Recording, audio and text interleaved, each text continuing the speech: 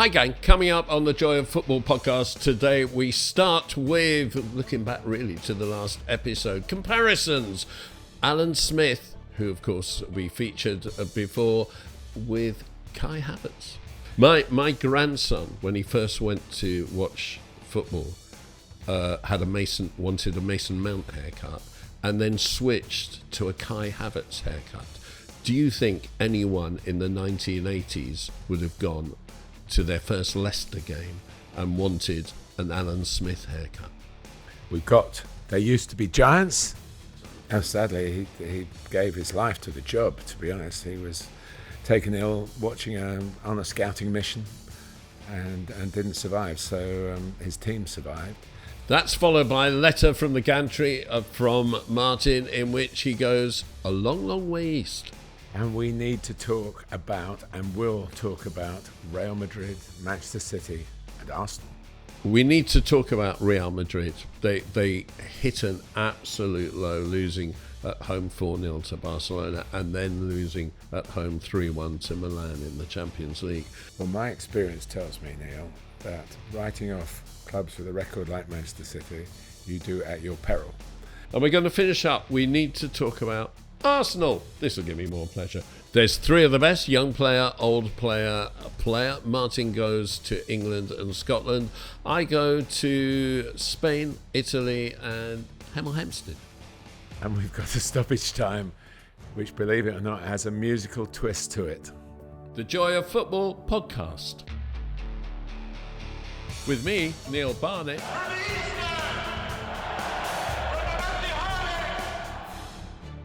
And with me, Martin Tyler. Looks like Xavi! Ready! Aguero!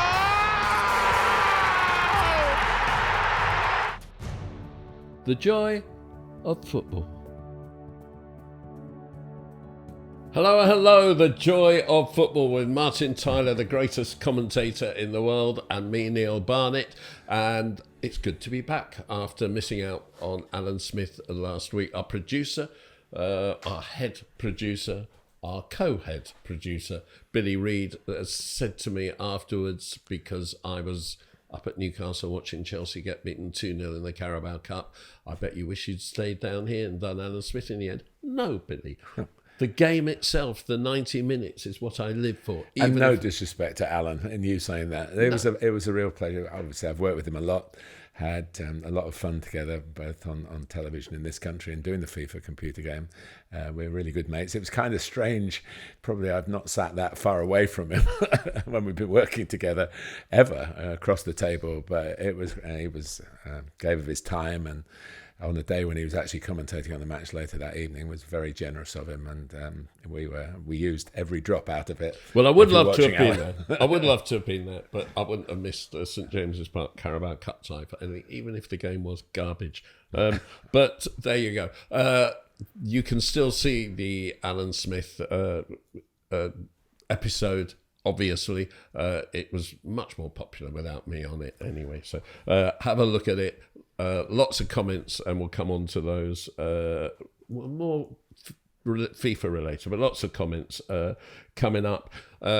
By the way, there are FIFA games available on our Patreon, and there's one giveaway for people who can give the best story of why they loved the FIFA game, or their story about the FIFA game. And there's a raffle where you can enter, I think, at £3 a time. So get into Patreon and get involved. Signed by Alan.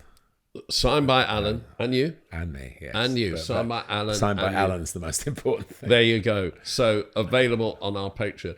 Not available on our Patreon anymore is the signed shirt by Martin of Manchester City, Kun Aguero,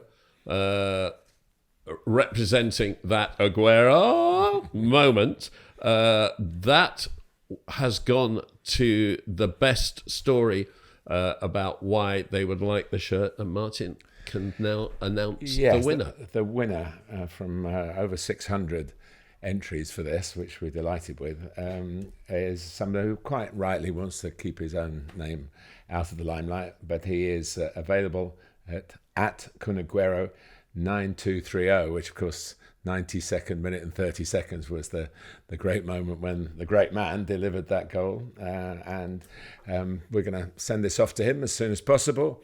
And it's signed at the back by me. And maybe he'll find Aguero somewhere to get him to sign it as well. And you've added a few O's. I've added a few O's. Yes, I have. Yes. So if the cameras can see that. And what I put on in the signature is, wear it, drink it in, rather than watch it, drink it in. So good luck, and thank you for all the participants. And we're going to keep this as a theme as we go along with the podcast. Yeah. Right. Let's get on with the show. And we're going to keep the Arsenal Alan Smith links going at the beginning of this week, just to drink it in and all the rest. So, ladies and gentlemen, comparisons. And this is the segment where we compare two players. And we're going to start with Alan Smith and Kai Havertz. I think it's an intriguing comparison because there are similarities, not the least of which is their build, really. They're very slim and tall, and definitely the envy of many of us. I don't suppose they've got an ounce of body fat between them. Even Alan now in his 60s. My grandson, when he first went to watch football, wanted a Mason Mount haircut, and then switched to a Kai Havertz haircut. Do you think anyone in the 1980s would have gone to their first Leicester game and wanted an Alan Smith haircut? He would probably say yes, but I would somewhat doubt it. He's still got, listen, we can't talk about hair, you and me, so he's still got you can more than I can. Well, only because the camera's pointing at the front, that's all I can say. But different players, really. I mean, Kai Havertz doesn't want to be a centre-forward, I don't think. We know he has played there in Arsenal times, and maybe you'll tell me more about his times at Chelsea, but Alan did. And when Alan was playing, it came up in the podcast, when he won the Golden Boot twice, as playing as a real out-and-out striker. And he was the last person for half a decade or more to win the title and get 20 league goals in a season. Yeah, and when he played with Gary Lineker at Leicester, Ian Wright at Arsenal, he still scored goals, but the two aforementioned, they got bundles because of Alan's ability, and Kai Havertz has got that ability to play people in as well. I don't know Kai Havertz personally. Alan's a very strong-minded person, and I would imagine Kai is the same, to get to the level and to come to a new country and then change clubs in London, deal with the London rivalry as well. I imagine he's a strong guy as well. He's taken a few more penalties than Alan did, that's for sure. But I think the difference is that people come away from Arsenal games when Kai Havertz has been a false nine. Is that, I don't like that expression at all. You either play up a roaming nine. A roaming nine, yeah. Whereas I think when Alan is prime between the penalty area lines, you could put the ball in the box with certainty that he had the hunger to go for it. You can do it for Kai Havertz, but I'm not sure that that's in his DNA. No, Kai Havertz will run onto the ball and head it in, which makes Saka's ducking in and left-footed cross actually very suitable. Yeah, and he's part of the set piece with Arsenal, of course.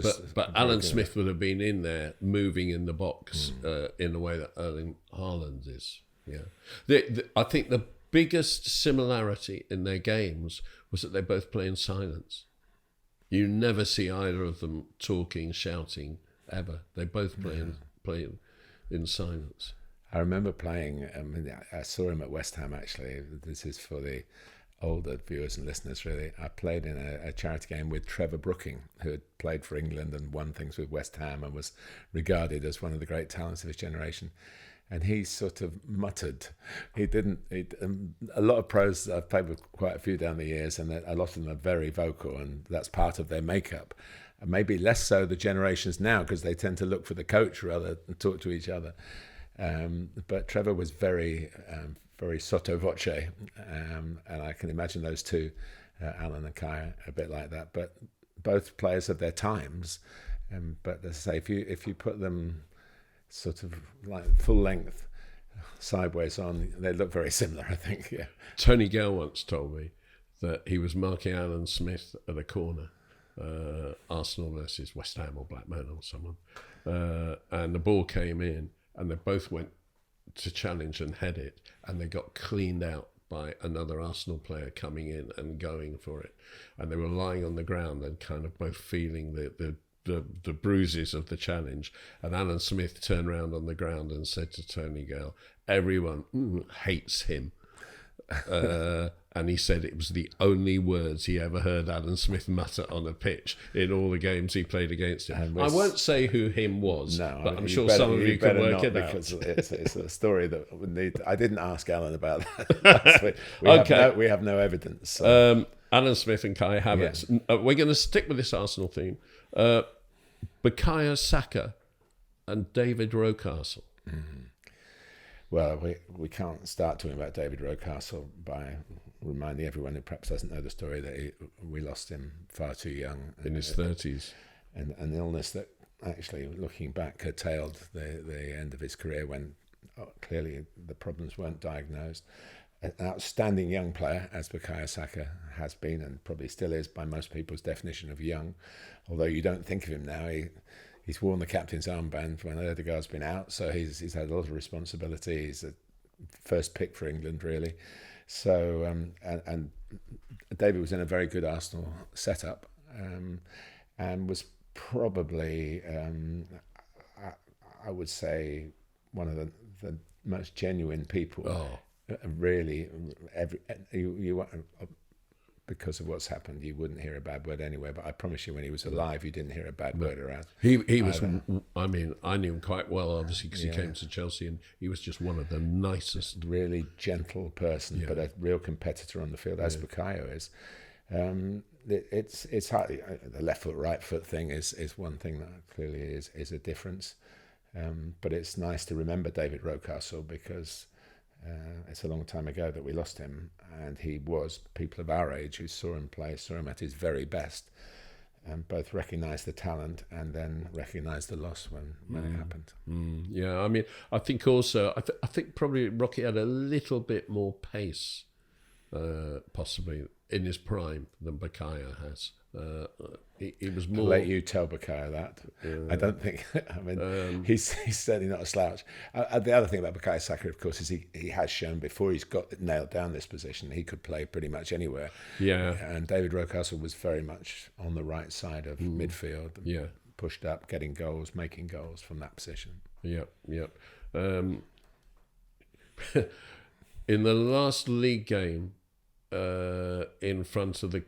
Was it called the Kipax at Main Road in Manchester City's ground? Rocky was playing for Manchester City then. He left Arsenal, having won the 2 league titles in 89 and 91. Yeah, that's right. He was. It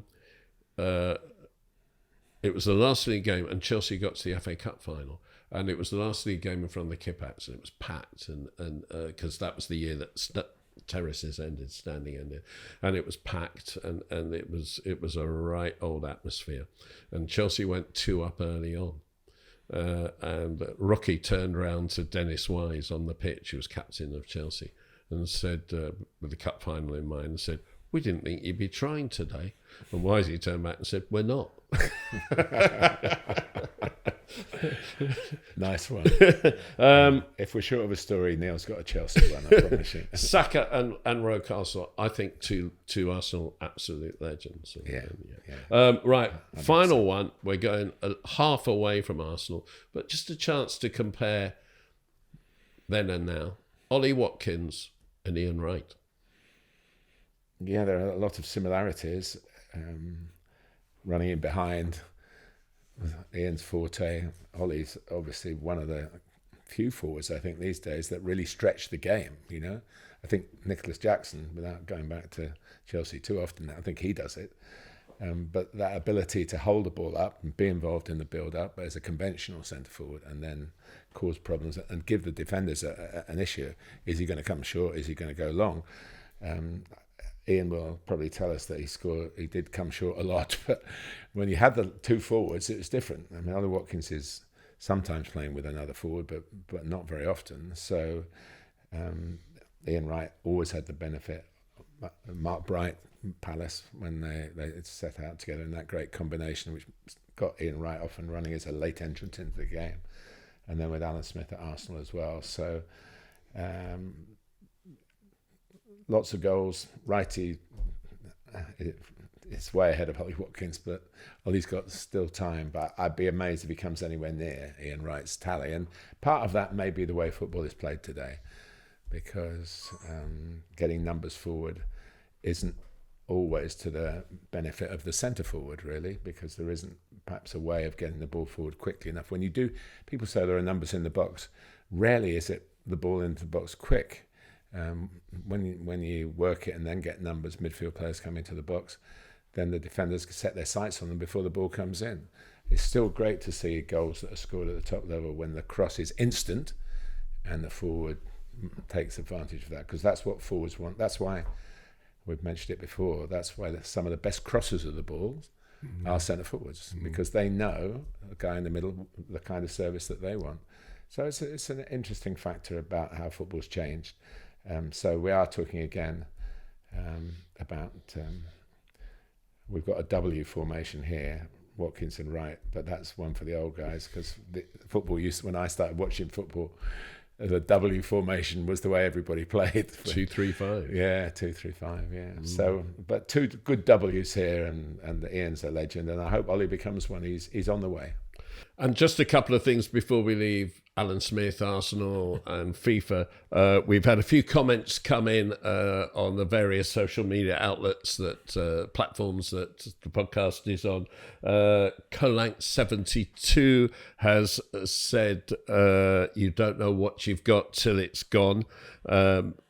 Lucas, having two regular voices that we heard every week on telly, be in the game. FIFA was so much more immersive. Now we have four essential nobodies to English fans, other than maybe Guy Mowbray. Kind of ruins it, to be fair.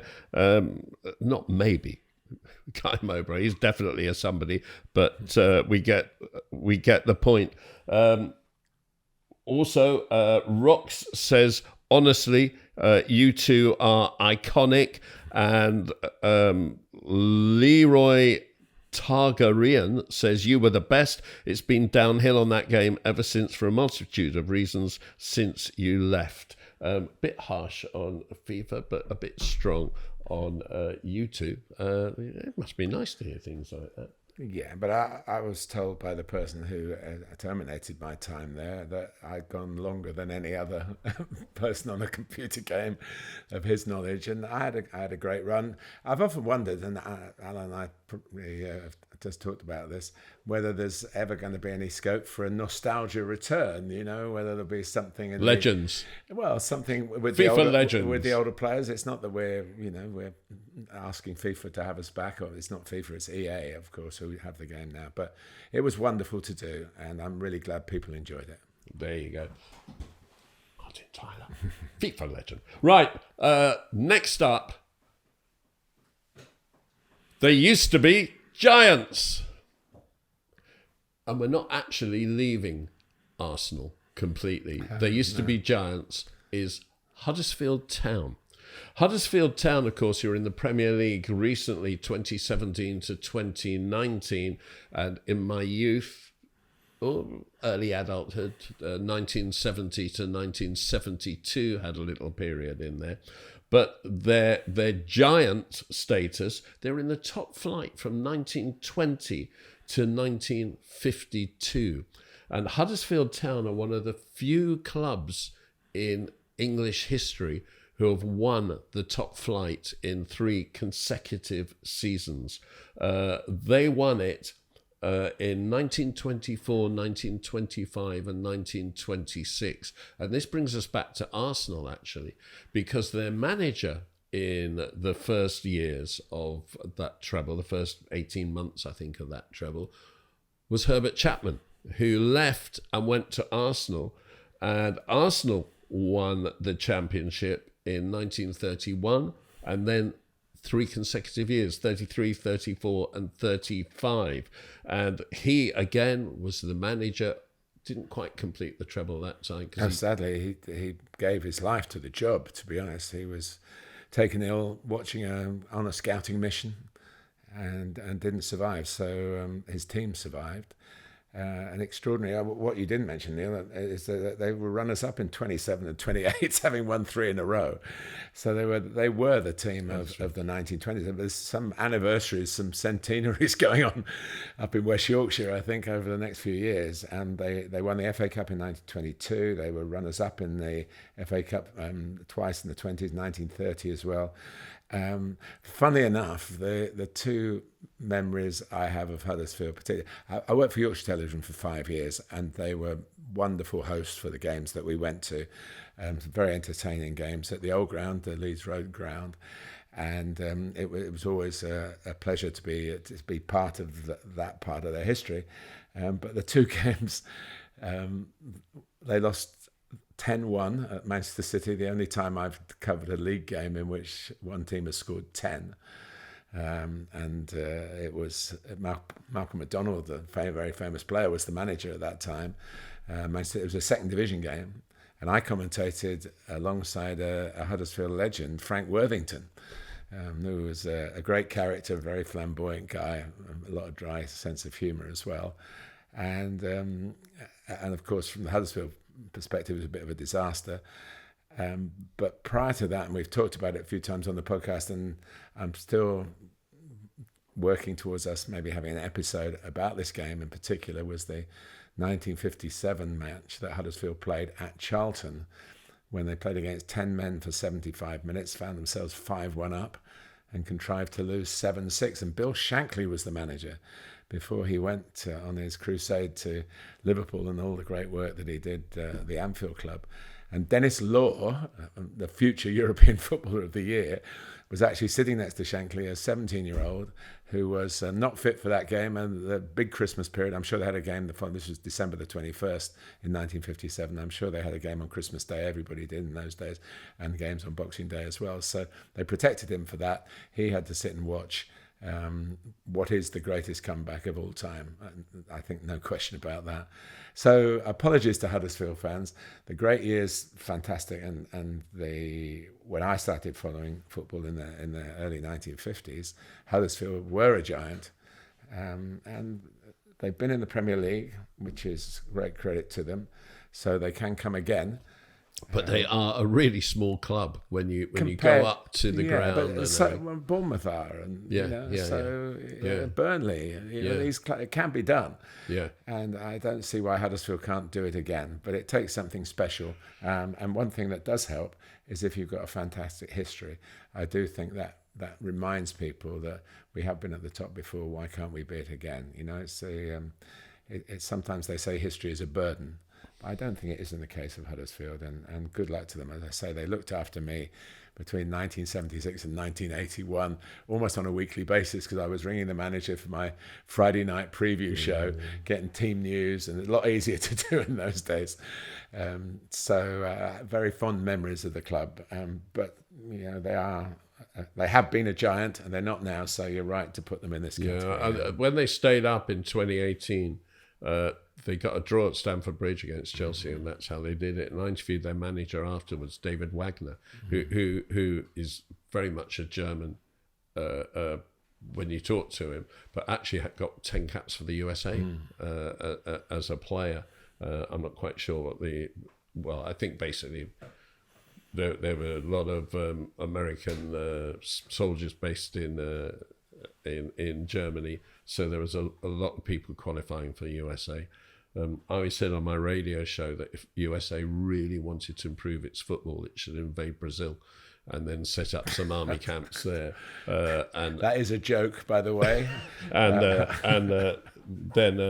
they could maybe father some talent. They're careless words with an election just finished. That's all I can say. We retract. My first visit to their new stadium, which is a nice stadium, it's okay. My first visit to their new stadium wasn't for football. My kids were, oh God, how old were they? They were probably about 15 and 12, and were absolutely furious that we were going on holiday just as Brian Adams. To Huddersfield? No, just as Brian Adams was starting a tour of Britain. And demanded that I take them somewhere where they could see Brian Adams, and the best place or time-wise was Huddersfield's ground. So it's good for concerts, rock concerts. It is, you know, what a modern stadium should be, and it's a nice. The old commentary position was excellent in an old-fashioned steep-sided ground. This one's very accessible, very roomy, but just a little bit on the low side. So. But I'd be delighted to get an assignment to go back there again. And joy of football, for me, who for 25 years was the pitch announcer at Chelsea, the best pitch announcer, apart from me, in Premier League history, or one of the 2 or 3 best, actually. I don't want to put everyone else behind, was the Huddersfield announcer, who not because he had a shaven head, but because about 10-15 minutes before the game started, when the ground was getting crowded, he would say, "Right, enough from me," and he'd tuck his microphone under his arm and he'd walk around the circumference of the pitch, and it was over to the supporters. And he made the gesture that you've got something to offer and we want to hear from you. And it wasn't give me some noise or any of that. He just walked round and it was holistic, and the ground started rocking. And obviously Huddersfield in the Premier League, they're going to make it rock because they know it might be short-lived. But he did it in a way that the supporters were the stars, and I thought that was really, really magnificent. Big kudos to him. Huddersfield, they can come back, but it's a long way. Oh, they can. And they had a World Cup winner, let's not forget. Yes, Ray Wilson. Left back, 1966. Yes, he was just a Huddersfield player. He went to Everton that summer. Yeah, I don't quite know when the contracts changes, but he went into the World Cup as the Huddersfield left back, and a great credit to them for developing. And they've had some outstanding players, and it is the sort of area. As I say, I worked for Yorkshire Television for 5 years. It's like working in a country, Yorkshire as a country, you know, and they're very proud of their heritage, and very proud of Yorkshire players, you know. And that's still the case. And of course, Ray Wilson would have been in the second tier of English football at that time. I wonder how many second tier people have won the World Cup in the last 30, 50 years. I would think none, personally. You're testing me now. Yeah, football's changed. Okay, there used to be giants. Huddersfield, we miss you. Let's move on. We've got coming up, we need to talk about 3 giants who aren't doing so well, including Arsenal. And 3 of the best are young player, old player, and player that we want to talk about this week. But right now it is Martin Tyler's Letter from the Gantry. Letter from the Gantry. Thank you, Neil. It's over 22 years now since the World Cup was staged in the Far East, with twin hosts for the first time in Japan and South Korea. 2 very different countries in language and in culture, but travelling between the 2 as a commentator was surprisingly simple, as both nations embraced the media and fans from all around the world. One of my plane journeys from one country to the other emphasises the point. I still find it hard to believe that I took a midday flight from South Korea to Sendai Airport in Japan to cover a 3 p.m. kickoff at nearby Miyagi Stadium. No time difference. The flight took around 90 minutes. The ground was some 10 miles or 17k from the terminus, yet I was in my commentary position at 20 past 2, 40 minutes before kickoff. No panic, no problem. Everything possible was done by the authorities to smooth my way through passport control, and the taxi driver knew the best route to the ground, which isn't always the case at World Cups. The game was Japan against Turkey in the round of 16, and in very damp conditions I described the exit of the co-hosts, beaten 1-0. Turkey went on to finish third, winning the bronze medal match against South Korea, the other losing semi-finalist. Korea Republic, as now the nation is officially called by FIFA, were masterminded by 2-time Chelsea manager, the redoubtable Guus Hiddink. He harnessed a natural aggression and industrious spirit into a winning formula, and though Brazil became world champions, South Korea's magnificent run made the tournament. I bring this up now because in the past few days I've seen current players from both South Korea and Japan have a major influence on matches I've covered. Sutton United versus Birmingham City was my first round FA Cup tie. South Korea's Park Seong-ho, a midfield player who spent several years in the Barcelona academy, set up the only goal of the game. Shaping the play alongside Pike was Tomoaki Iwata, a Japanese international. Both players central to the Blues' attempt to have a cup run and, more importantly, get out of League One. And they have another signing from Japan, Ayumi Yokoyama, waiting in the wings. Iwata was signed from Celtic, and 2 days later I was holding a Champions League microphone and able to appreciate the current Eastern influence on the club from the East End of Glasgow. Against RB Leipzig, Rio Hatate's goal wrapped up a fabulous 3-1 win. Daizan Maeda and Kyogo Furuhashi, regular scorers, didn't cash in this time, but played a huge part in the victory. In addition to those three Celtic stars from Japan, Brendan Rodgers brought on 22-year-old South Korean international Yang Hyun-jun to help his side seal the win. In the Premier League, there are at the moment 5 Japanese players: Tomiyasu at Arsenal, Mitoma at Brighton, and Endo at Liverpool, plus Kamada at Crystal Palace and Sugawara at Southampton, both in their first seasons here. Son Heung-min is the Spurs captain and a wonderful example of the best product from South Korea. Hwang Hee-chan has not looked out of place at Wolves either, though injuries have hindered his influence. We came away from that 2002 World Cup, given that South Korea had reached the semi-finals, wondering whether a future Far Eastern winner was a possibility. Just as when the finals were staged in South Africa, the question of a future African champion was constantly being posed. And Morocco did reach the semis in Qatar, and like South Korea 20 years earlier, finished proudly in 4th place. South Korea and Japan have qualified for all 5 World Cups since 2002, but have never got beyond the round of 16. But they do export top quality players and have an important role in the global game. As a footnote, I've been helping out at the Woking Academy, and a few days ago, a youth team player did the coaches proud by becoming the first this season to make his debut for the Woking first team. And guess what? He was born in Japan. Letter from the Gantry, don't forget, is also available on the Joy of Football written sites on Substack.com. Substack.com. Don't cut the out. I just mucked up. The Joy of Football on Substack.com, where all Martin's letters are going up and my thoughts and musings of utter bias and prejudice and everything else goes up there as well. Original stuff. And food as well, so it's letter from the pantry, really, isn't it? Oh, boom, boom. It never stops. 2 things on this week's letter. We've said this before, but I think it's worth saying again. If you go to any Tottenham game, there are so many South Korean journalists there, and they adore the game. They adore Son Heung-min, and Son Heung-min gives them so much respect and time at every single post-match. It's amazing when he doesn't smile, actually, when he got substituted recently. And Ange Postecoglou did explain quite lucidly to the media about why he took him off. I'm not sure that he'd explained to Son himself. He looked very crestfallen, but he's been a wonderful ambassador for his country, for the quality of football in the country, and also for Tottenham Hotspur Football Club. And the other thing I want to bring up, you commentated obviously on the Celtic win over RB Leipzig. Celtic made headlines by losing 7-1 to Borussia Dortmund earlier on in the Champions League campaign. What's gone right?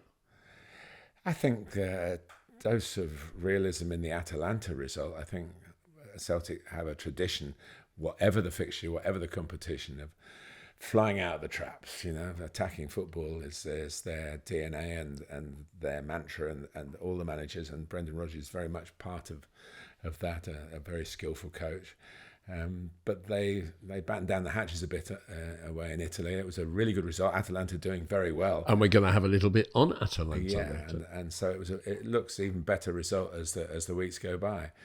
Of course, they had a good start with a big win over Slovan Bratislava in the first game. So here they are, I believe, as the table as we speak, and it's a really unusual table. I don't think any of us have ever come across a table with 36 teams in, but they are above Real Madrid. The holders. So well played. Brilliant.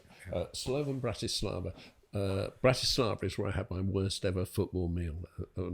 I was with a couple of vegetarians. We had went into a vegetarian restaurant. Hadn't long become Slovakia, splitting from And Czechoslovakia. never become a vegetarian. And no, not quite.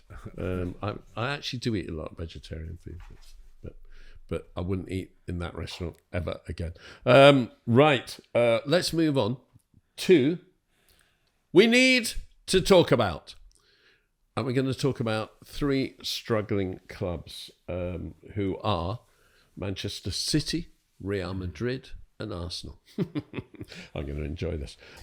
Right, as we go into this international break then, Manchester City, their last 4 results have been 3-2-1 defeats away to Tottenham in the Carabao Cup, away to Bournemouth, and then in between a 4-1 defeat away to Sporting Club of Portugal, Sporting Lisbon as we call them, in the Champions League, finishing with the Premier League to Brighton, having led 1-0.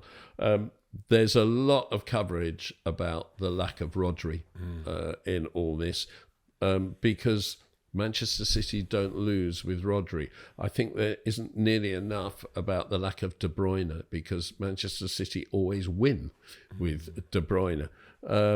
And basically, it's just evidence. I mean, Crystal Palace have lost Wilfried Zaha one summer and Michael Olise the following summer, and now they're in the relegation zone. If you lose Rodri and Kevin De Bruyne, are you going to be the same side? Well, my experience tells me, Neil, that writing off clubs with a record like Manchester City, you do at your peril. First and foremost, because they have the ability to ram any criticism down the throats of the critics. And secondly, because they have the ability to ram the words down the throats of any critics. And thirdly, because they are depleted at the moment. They've been in those games, particularly the 4-1, didn't really reflect the part that they played in that. And they have other injuries as well. It has revealed some weaknesses in the squad, I think, in terms of the age of some of the players. I think I read one line, I haven't checked it out, so take it as hearsay, really, that only West Ham have more old players in their actual squad, players that are older in the group generally. So that's not necessarily a good thing. But the other thing is, here we are, 11 games in. The European result isn't going to hurt them under this new system at all. There's plenty of room for recovery on that. It is a surprise that they've gone out the Carabao Cup, because Pep takes all the competitions equally seriously in my book anyway. But against a good opponent on the ground where they have a pretty inferior record, really, been a tough place for them to get any wins since that stadium opened. So you can look at it, I think, through slightly more rose-tinted glasses than perhaps many people are. We are the country that builds people up and then loves to knock them off the perch. And City have been on that perch for a long time. So just the general, I think the English influence on looking at the big clubs is, it'd be nice for somebody else to win it, blah, blah, blah. City will fight tooth and nail. I don't think it's helped that they're having to do it against the backdrop of the charges, which we all, including Manchester City, wanted finished and cleared up as soon as possible. And as you say, any team that loses key players, they had Ake and Akanji on the bench when they couldn't come on. At Brighton. I mean, that's non-league, really, in a sense. Well, this is interesting, because Pep Guardiola has said, he certainly told me this, and I'm sure he's said it many a time, he prefers to work with a smaller squad. He doesn't want this 25-man squad, 25 internationals. He kind of wants 17, 18, and then the rest can be youngsters who can fill in. And the advantage of that is Manchester City's recent record. The disadvantage of it is that when you do get those injuries, you can fall short. And I think not nearly enough importance has been given down the years to injuries as to teams who regularly win trophies and then stop. And how injuries affects that. I'm sure- And that certainly happened during Ferguson's time at look at Manchester Liverpool when United. Van Dijk was injured. You know, I mean, they lost 6 games at home or something like that in a row. It was, you know, the key personnel are key personnel. We call them that for a reason. And if you're without them, yeah, it's harder if you've not got the replacement. It would be nice to think that some of the youngsters at City, and they're good at spotting and acquiring youngsters, not all from the locality. There are players dotted around who've been at Manchester City and other Premier League clubs and probably never played a first-team game for City, or a handful of them. So they look a bit short in that respect at the moment. But I think the fascinating part is it's being equated not to the 115 charges, but to Pep's future. As is he going to stay? Is he going to go? And comparisons with Alex Ferguson, who once announced a long time ago, 10 years before he actually retired, that he was going to retire, and in mid-season it had a disastrous effect. So he withdrew the retirement and carried on, and then left in a very, I thought, obviously a very stylish manager. It's a very stylish method to go out as befitting a stylish manager. So there are a lot of issues around it. It is a surprise. It's never happened in I believe, in regulation time. He's never lost 4 games in a row in his whole career, some 17 years of it. So we're right to recognise it, talk about it, but we're, just not quite a third of the way through the season yet. So I think let it play out. It will be fascinating to see how it plays out, but I rather think there'd be more happiness in the playing out than chaos. Yeah, and I still say there's a lot of talk, rightly so, that City never lose when Rodri play. But I don't think there's enough talk that City always win when De Bruyne plays. Yeah, and he's been a blessing to the Premier League, and he's on his way back, it seems. But starting games and playing 90 minutes, of course. That and what you're talking about, he often played the entire game, more often than not. We need to talk about Real Madrid. They hit an absolute low, losing at home 4-0 to Barcelona, and then losing at home 3-1 to Milan in the Champions League. And nobody manages Real Madrid to a trophyless season and keeps their job. And even somebody of Carlo Ancelotti's glorious past with the club, he may struggle to keep his job. Are we talking injuries again? If they don't, well, this is unbelievable. I mean, I watched their 4-0 win when they came back to winning ways at the weekend, and it was, dear me, it was in the they had returning from injury Rodrigo, and he went off after 15 minutes with a quite clearly he wasn't fit and had to go off. And then on the half hour, Militao, the centre-back who missed most of last season with a ruptured cruciate ligament, appeared to suffer the same injury. In the other leg. And was carried off, and he was in such distress. It was unbelievable. And then before half-time, playing at right back and captaining the team, Lucas Vazquez did his groin. He hobbled on to half-time and then was replaced at half-time. And Valverde, who obviously is an attacking midfielder, sort of attacking wide midfielder in a way, he had to go back to right back. Because Carvajal's injured as well, isn't he? Yeah. So Carvajal, Militao and Alaba are all suffering from ruptured cruciate ligaments. Courtois was out. He's out for 4 to 6 weeks. Real Madrid has just been torn to shreds. And then there's Kylian Mbappe's current status with France ought to come into the mix as well. That can't be helping his form for his club. I've got to say, in this game, he linked play very well. He came off the front, got the ball, and he linked play very well. But he's not a centre forward, which is what I've been saying all along.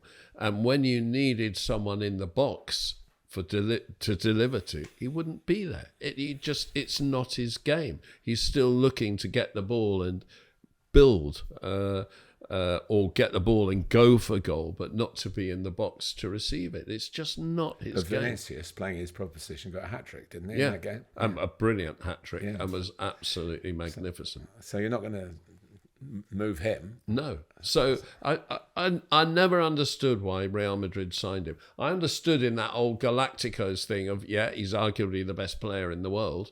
And I think he's getting a lot of bad media now when he doesn't deserve it, because he should have won the Player of the World Cup in 2022 for his hat trick in the final and for winning the Golden Ball and for carrying France. And they, had they won on penalties rather than Argentina won on penalties, would he have won the Player of the Tournament rather than Messi? I think he probably would, because that's the way these authorities work. But he should have won it. And he's just exceptional. But he seems to have got emotional in his football middle age as well. And Real Madrid look unbalanced. They really do. Bellingham got his first goal. I'm going to talk of the season. I'm going to talk about that a little later. But they got it together, Real Madrid. But they're now under severe pressure, having lost Militao again, and they're really down to the bare bones. We'll see. Carlo to the rescue. Maybe have to raise 2 eyebrows. Okay, that is Real Madrid on the struggle. And we're going to finish up. We need to talk about Arsenal. This will give me more pleasure. Let me give you Arsenal's run of results starting from mid-October. Lost 2-0 at Bournemouth, won 1-0 in the Champions League at home to Shakhtar Donetsk. Drew 2-2 at home to Liverpool when, of course, they suffered a late equaliser. Won 3-0 in the Carabao Cup at Preston. Lost 1-0 at Newcastle in the league. 1-0 at Inter Milan in the Champions League. And drew 1-1 at Chelsea in the Premier League to end a run of defeats, but not to get a victory. So the only victories in all that were Shakhtar Donetsk at the Emirates and Preston North End at what's the name of Preston's ground? Deepdale. Yeah. What's going on with Arsenal? But again, they will point to injuries. I think also a run of fixtures. Liverpool at home, they've been to Manchester City. Losing at Bournemouth, now that Manchester City have lost at Bournemouth, doesn't look quite so bad, does it? And of course, they had it's an explanation, not an excuse, because you get sent off for your own shortcomings, and William Saliba got sent off early in that game. At Manchester City, they obviously had Trossard sent off as well, so I think the red cards have not helped. Again, I understand why it's hero or zero, isn't it? And that's the way the media is. I do think there's plenty of time for recovery for Arsenal, for Manchester City, for anybody else who can put together a run of results that get them anywhere near Liverpool. Liverpool are, I think, why it's a reasonable conversation, Neil, is because Liverpool have done so well and they are setting a very hot pace. So any stumble, even in the early weeks of the season, they often say, oh, thank goodness we got those points early in the season when you're talking about teams staying up. Well, actually, thank goodness they got the points early in the season when they're winning titles, because it is a very important part. But it is inside the first third. Odegaard is back, but now we hear there are problems for Declan Rice as well with a broken toe, which you can play through, but I'm sure you can't play as well as you want to. There's always worries and about... you can't train as well. No, you can't train. And you're not quite as fit. No, you're not. And you are, if you like, you really should be replaced. But if you're one of those that I've got undroppable, you probably stay in. I've got a problem with Declan Rice. I think you could shout it out of here because he lives not far away. Yeah. I think that I think that he is best playing behind the ball, and you don't really want him bombing on ahead of the ball. But when you play Thomas Partey, or when you play, as happened a lot last season, Jorginho, and push him into the left side, where he's basically a replacement for Granit Xhaka because Kai Havertz who was bought for that role, didn't quite fulfil that role, and has become a replacement for Gabriel Jesus. Amazing how Granit Xhaka has become such a great player since he's left Arsenal. I know. Well, no, he to be fair, was appreciated at the end, Yeah. sure, but there were times where, of course, he was seen as a liability. Yeah. But he was seen as a liability because he was the other way. He wasn't somebody who wanted to play behind the ball all the time. He wasn't a holding midfielder. He was a box-to-box player. And when he was start an argument in a phone box if that's what you mean. but he was he could. But he wasn't particularly articulate on interviews, I have to say. Bit of a struggle for me. But he quite a military person. I think. But he was at his best box to box, which is clearly what Havertz was signed to do, and it didn't quite work out. And Declan Rice has finished there, but Declan Rice is behind the player ball. He and Thomas Partey and even Jorginho, who's more of a technical player, admittedly, but doesn't have the defensive qualities. But they're all very much wanting to fill the same area of the pitch. And I just think that Declan Rice has been shoehorned because he has got a lot of quality and can drive forward. He's been shoehorned into a position where he's not at his best. It's funny because I've seen Fulham a couple of times recently, and you've had Alex Iwobi, Emile Smith-Rowe, and Reece Nelson across their three-man midfield, which all players have played. In Smith Rowe's case, played a lot of games, and Iwobi too. Reece Nelson probably didn't get quite the chances that Fulham are giving him now, but they're players that could have maybe helped out in this difficult time with injuries. And there's reasons for people being sold, their own ambition. Also, we are talking about Iwobi is not an English player now because he's obviously playing for Nigeria, but.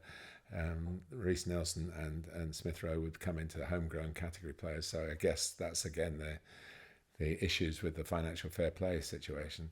But they do look a little bit short, but they have had some difficult games, and we're now looking at a period where Liverpool have got some really tough games and a very heavy schedule.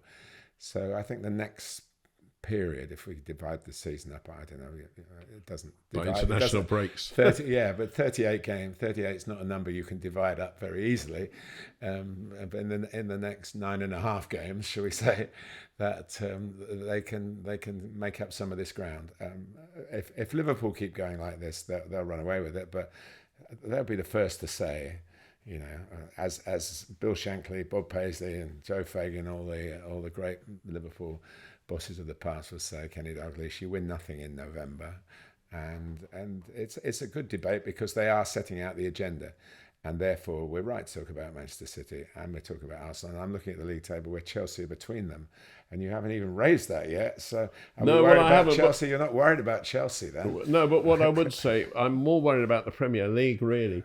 Because Chelsea... Don't worry about the Premier League. It's brilliant. Well, don't worry about it. Chelsea are third and 9 points behind Liverpool, but only 4 points ahead of Manchester United in 13th place, 10 places below. Manchester United, with Amorim coming in, I'm sure will reactivate. Of course, we've had managers coming in at Old Trafford with great expectations before, and it hasn't worked out. And this is a young man who's...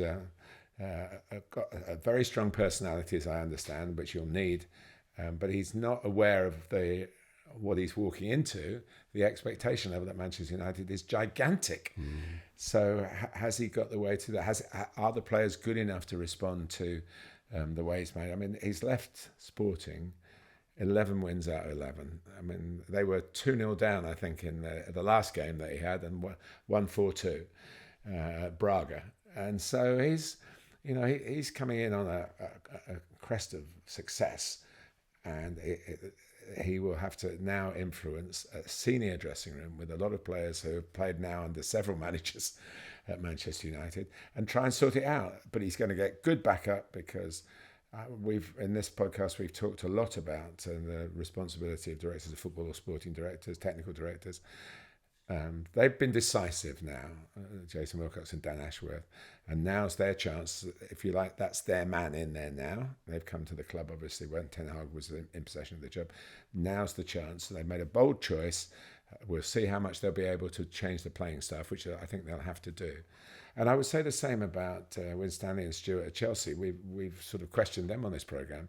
Chelsea are third in the Premier League, and they're, much as you are the best team, as somebody, Alison Rudd, wonderful writer in the Times, said, a blue whale in a paddling pool. Chelsea, the biggest fish in the very small pond of the Europa Conference. So you're going to win that, or certainly have a real crack at it. And so, well, you've got to judge people in the good times as well as the bad times. I do get fed up, and I'm part of the media, but it's only the bad times that make the headlines. Where are the good stories? Perhaps Arne Slot doesn't want to come out and tell us how he's doing it, but he's doing it, and we're going to come on. You mentioned you've got somebody to talk about in our three of the best. I've got somebody to talk about in that as well.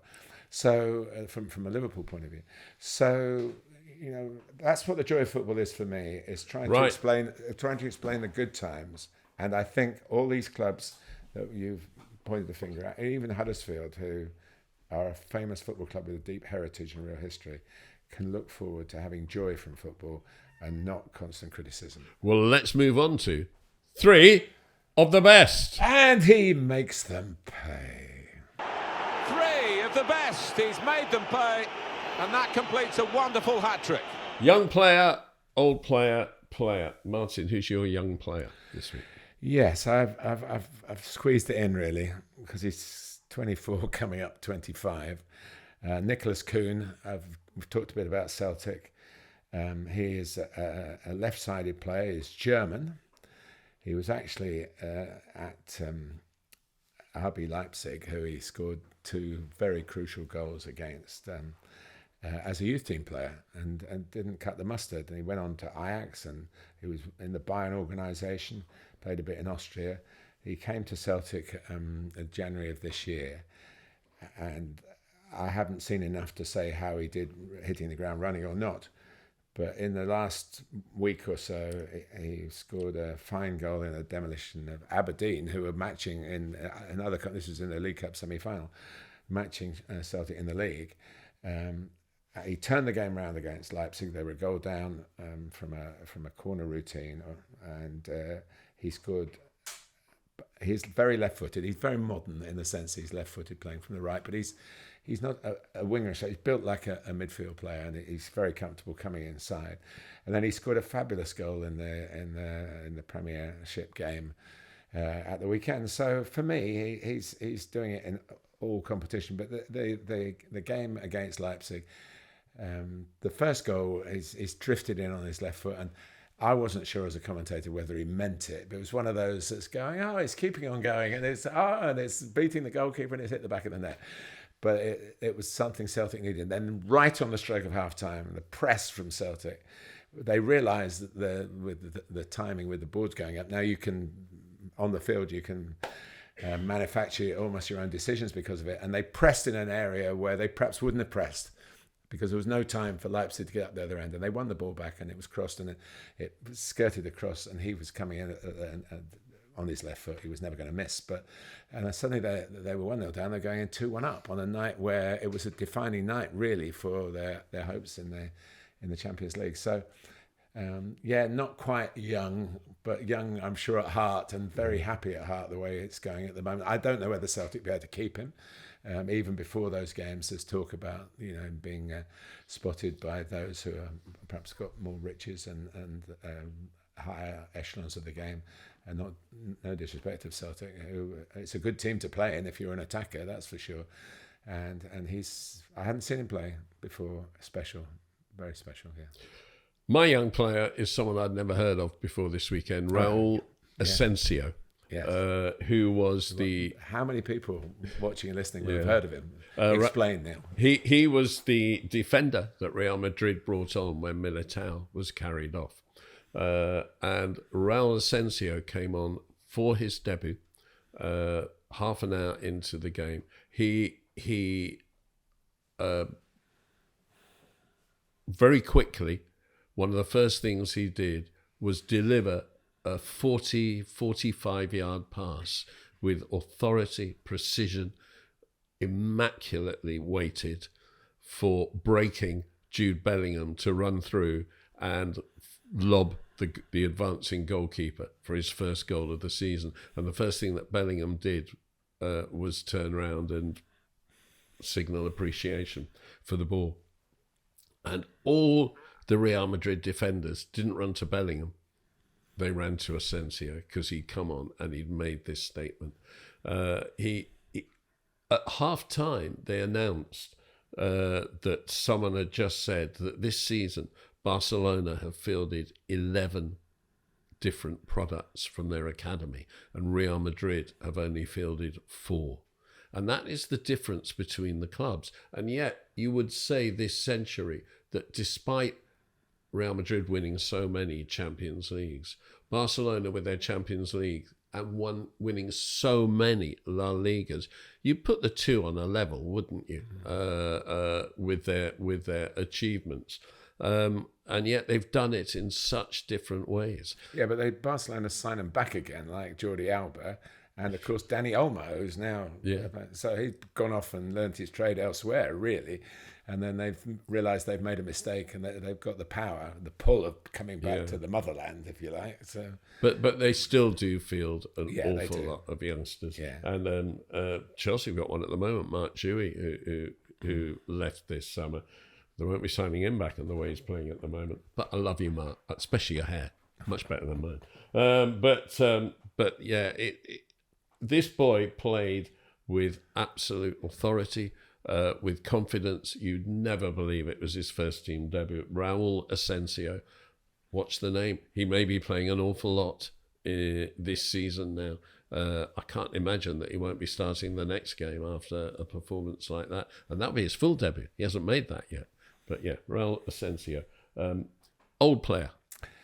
Yeah, a couple of weeks ago I was going on about Ashley Young's one contribution to, well, not his only contribution, but a mouth-watering contribution to Everton getting a point home to Fulham with a delicious first-time cross.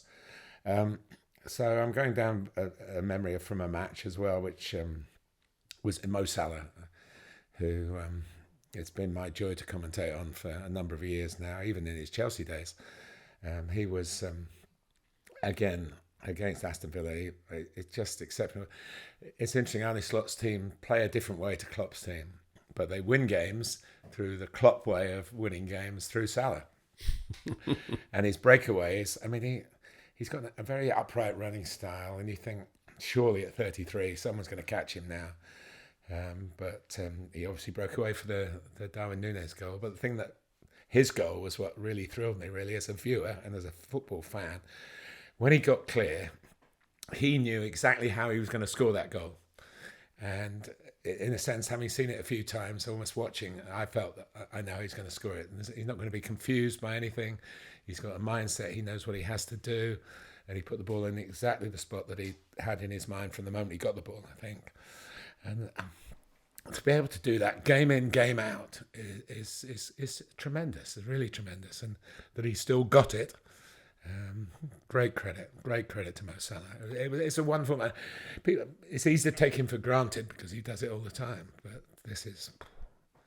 And African Confederation, what are you doing? You didn't even shortlist him for your African Player of the Year this year. I mean, quite extraordinary. Surely the best African player of his generation. Yeah, you would say so, and. How, he's doing the contract talks apparently going on, how Liverpool could ever think that he's past his best and maybe we should cash in now or whatever, or maybe Mo wants to go somewhere. Maybe there is a big financial offer on the table, but he doesn't play like that. And his numbers are amazing again. Maybe because of the way it's not a Klopp team, he doesn't quite get so many moments in games. But look at the numbers. Yeah, and I'm always ranting against Opta, but he is top year after year of goals plus assists. He's the only one who gets double figures year after year of goals plus assists. I think that his pace shouldn't hide his quality, which is what you're saying, really, because you're putting the two together. And when his pace goes, I think he can adapt. And I think he can have another couple of years just on his quality and his work rate. Yeah, I'm sure you're right, because there are players who do what Mo does without having to use pace to do it. That ability to come in, it is the fashionable way of playing on the right-hand side. Come in, and we've just talked about Nicholas Kuhn doing the same thing, and pretty much I'm going to talk my other. So I've got two left footers to start with, and my player is going to be a left footer as well, who can do the same sort of thing. But just to see him motor, it is almost like playing FIFA. You know, he runs like an animated player. Does that make sense to you? You know, and it's and surely they'll catch him now. But it was football is about moments. It's about results first and foremost, of course, because people's livelihoods depend on that. But as football lovers, the joy of football, the joyous moments is what we're really talking about. And because football gives it to us all the time, then it is the joy of football generally. But that's just a special moment. And picking moments out of games when you're commentating is not so easy, because obviously the game goes on. But I just watched this game on the television, and I just was enthralled by it. And it's nice to have an opportunity to say thank you for all the magical moments Mo Salah's given me when I have been on the Gantry, not just at Anfield, but around the Premier League. And I hope that those days aren't over yet. So I haven't been lucky enough to get a moment this season yet, but I'm sure I will. My old player is someone we lost since we last recorded a podcast, and someone who I regarded as a friend is John Dempsey, who died aged 78 very recently. John Dempsey came through at Fulham in the 1960s, got a transfer to Chelsea, won the FA Cup, scored in a winning European Cup Winners' Cup final against Real Madrid, and had a very good football career. He then had a not very good managerial career, a short one, and then went into a day centre for people with learning difficulties, adults with learning difficulties, in the borough of Barnet, and for 25 years worked in this day centre and got more out of that in pleasure and fulfilment than he got in his successful football career. He played for the Republic of Ireland as well in his successful football career, and he was changing nappies in adults. He was at weekends. When he wasn't going or watching Chelsea, at weekends he would drive the members of the centre around the country in a minibus and take them to table tennis tournaments and look after them in table tennis tournaments. He was an absolute hero. Some years ago, quite a long time ago, when we started to get more corporate in football clubs, a director of communications said to me that he was going to try and get a knighthood for Roy Bentley, who was the captain. We've mentioned Roy Bentley before, the captain of Chelsea when we won our first league title in 1955. And 50 years before you won it again, yeah. by the way, and give I it some said, context. I said, well, lovely fella, love him to bits, but what makes him deserve a knighthood? There have been lots of captains of title-winning teams. Oh, it'd be good for the club, all that rubbish. And I said, forget it. No, the person who needs a knighthood is John Dempsey, because he came out of a successful football career and went into this other career of absolute service at the most extreme level. He's the one who deserved it. That wasn't pursued and it didn't happen. But a wonderful person. And there are many footballers like this. And I'm going to bring up one more because I know him. And that is a more modern one that people will have heard of if they started following football in the late 1980s, before the late 1980s. And that is Robert Fleck of Norwich and Chelsea, which is why I know him. But probably his best days were at Norwich City. And on retirement, he went back to Norwich, and he works in a school for people with learning difficulties. And I've been down there and I filmed it and everything. And Robert Fleck is just the sweetest man imaginable, and with the patience of a saint. And he started working in this place and he just fell in love with the work. And I know that he was so good at it He was basically working as what you'd kind of call a teacher's assistant in schools. He was so good at it that they suggested that he should go on courses in order to climb up the ladder and become somebody who had more control. And he said, no, I don't come in here to be in management. I come in here, in football terms, to be a player. I am absolutely, this is what I want, to simply come in the mornings and to work with the kids and then go home. I don't want to manage. I want to be directly of service, and that is what he's remained, and it's saintly. And I don't think there's enough credit given to the people who come out of football and have lives of real quality and real significance. Isn't, because they're the kind of people who don't seek publicity, and they don't seek recognition. They just do what should be recognised, and there's two great stories there. Loved your attempts. Player. Yes, getting back to football as it is, the player is Harry Wilson of Fulham, who was Wales's youngest ever international. I think he played for Wales when he was 16. He was a Liverpool player then. He's actually born in Wrexham. Better not tell the current Wrexham owners, because they'll be trying to sign him back. Get signing back. But what a week he's had! Super sub. Yeah, 82 minutes at home. He came on after 82 minutes at home to Brentford and 82 minutes away to Crystal Palace. 2 London derbies, and he's ended his small amount of running around with 3 goals. And Fulham have got 6 points from 2 London derbies. Very satisfying for them. And somebody who can't get in the team, really. He's been sub in 7 Premier League games this season, not had a start. I looked up his Premier League career, which included a stint at Bournemouth. He didn't play in the Premier League for Liverpool. 49 starts and 53 substitute appearances. And the trouble is, when you score a sub, you're going to stay as a sub, get that super sub tally. But the game against Brentford, which I commentated on, was, Brentford were very lucky still to be 1-0 up going into added time. And Marco Silva, who I know you're a big admirer of, throwing on substitutes left, right and centre. And Harry's basically a midfield player, but if he was an attacking player, he'd be wide right and inverted, because he's a left footer. He's my 3rd left footer of my 3 choices in this podcast. And but he found himself at the front post. They were short of numbers in the box, and they didn't really. They'd taken Jimenez off and brought Rodrigo Muniz on. He was on his own, was a cross just before. He was the only one in the box. And then Harry made a run towards the near post, and he's outside the near post, and so the goal's that side.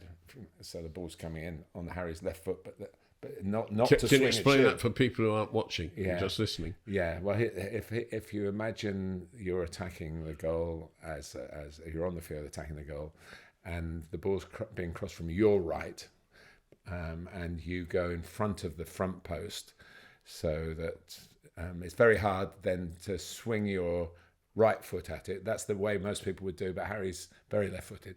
So his if you like, his left foot is nearer the goal than his right foot. So he's flicked it out with the outside of his boot, and it's dropped over the goalkeeper and into the net for an equaliser. And I said in my commentary, well, only he knows how he did that, and he was very modest afterwards to say that it was just a bit of luck, that the contact was the most important thing, and it happened to go into the net. He was probably just trying to help it on for somebody else. And then, so now, suddenly, Brentford are panicking a bit, and Fulham think there's still time. I think officially there were 6 added minutes. They probably played a bit longer than that. And he scored again. Fulham hadn't scored a header all season, I don't think. I'm not sure this was a header.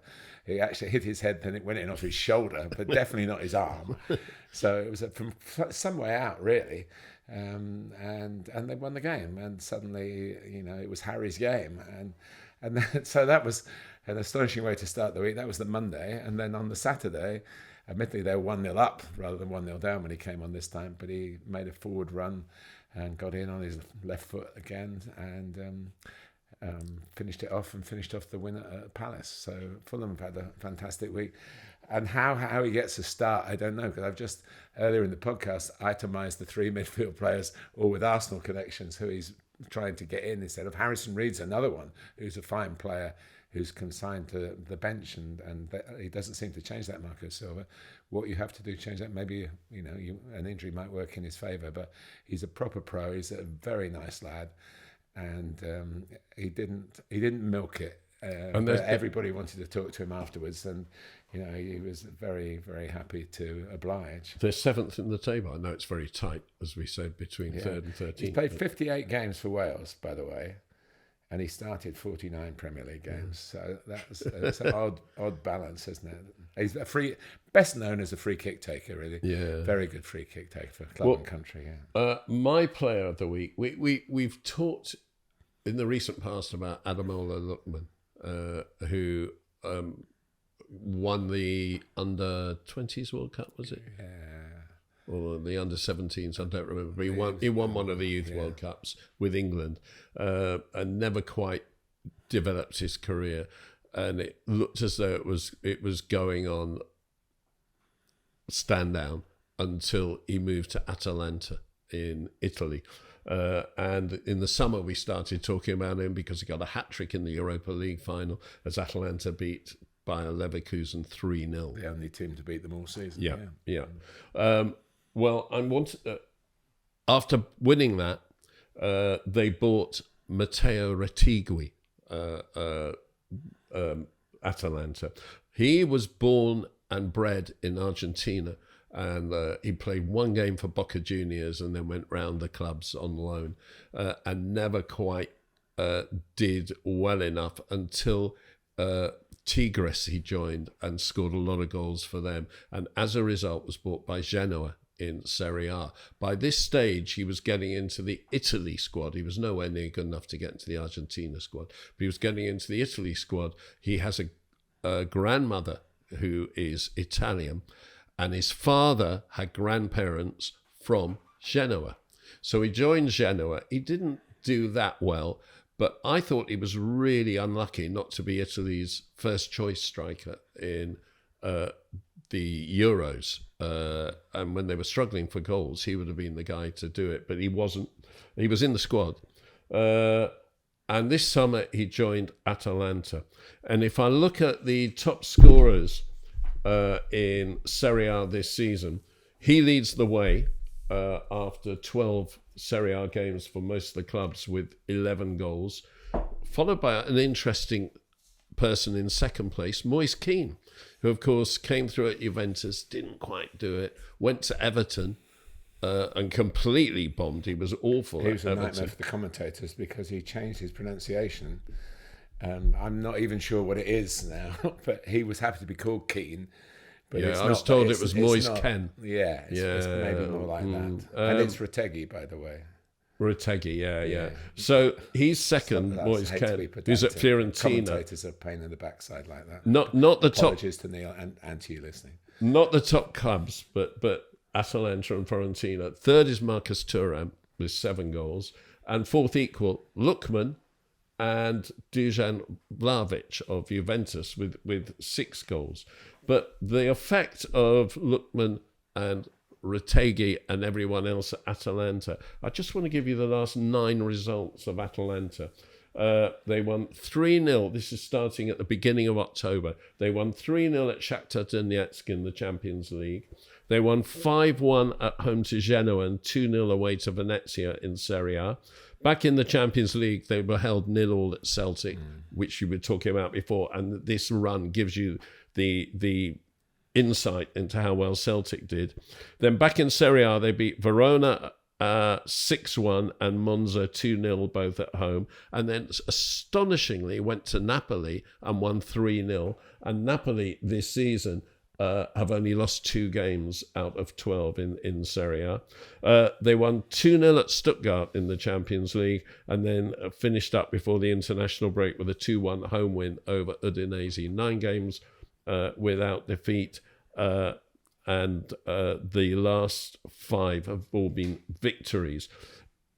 top of Serie A is remarkable going into this international break. 12 games down. Napoli head it with 26 points. And behind them on 25 are Inter Milan, Fiorentina, Lazio and Atalanta. And 1 point behind them on 24 points, Juventus. Quite extraordinary. And not a lot of points. I mean, 25 from 12 games, where Liverpool have 33 from 11. It goes back to 33 from 12. You're making in a reverse. Sorry, 28 from 11. 28 from 11. You're making a reverse point, really, about this is how people in this country would like the league to be, wouldn't they? And the reason that City and Arsenal, amongst others, are getting criticised is because Liverpool are pulling away. And here you've got, it's fascinating. Every round of fixtures is going to change, isn't it? Yeah. Which is, but Atalanta, if I'm right in saying, played Arsenal, didn't they, in their first Champions League game, and that was a draw at home as well.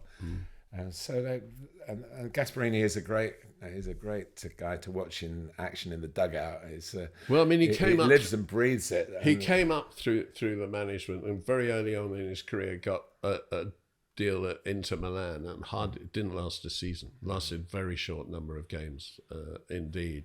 And now here he is with at best a medium-sized club, but really a small-sized club. It's a small club. They've done something with the ground, haven't they? They didn't play in the ground for a little while. I think the Arsenal game might have been their first game, or the second game back in there.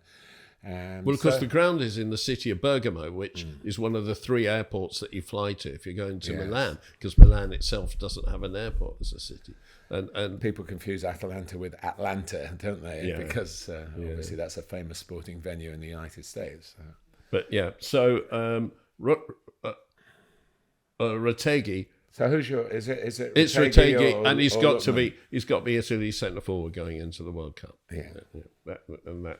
That's that. Okay, that was 3 of the best. We're going to finish with stoppage time.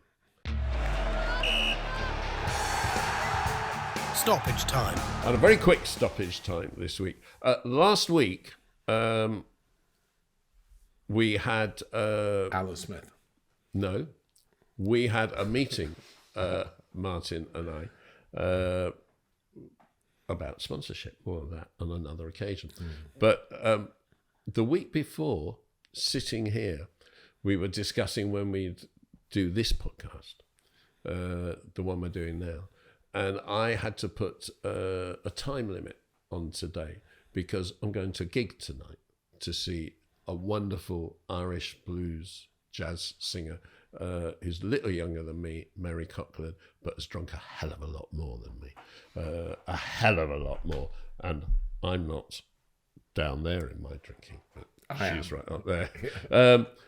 And while we were discussing gigs, Martin said, do you know, I wouldn't go to a gig now. They're just, you've got to book them so far in advance. They're so expensive compared to how they used to be. I just wouldn't go unless it was Marty Wilde. Now, for those of you who are old enough to have seen Kim Wilde, Marty Wilde was her father. So he's in the 1950s. So we went to this meeting, which was in the city last week. And Martin rushed back, of course, to Surrey in order to go to a Woking game. A 5-1 under-17 win over Leatherhead.